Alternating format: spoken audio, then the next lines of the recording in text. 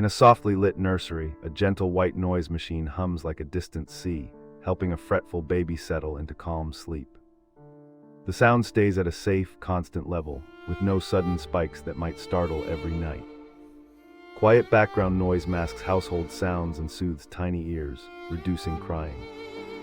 For best results, run the noise 30 to 40 minutes before bedtime and ease off as the baby drifts off. This simple routine offers longer naps and a smoother nightly rhythm for both baby and caregiver at home.